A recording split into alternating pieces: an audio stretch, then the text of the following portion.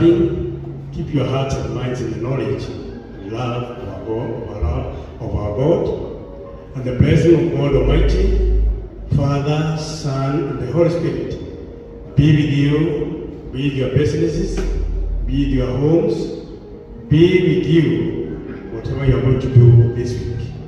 May the Lord scatter the darkness from before your path and make your way to be sailing.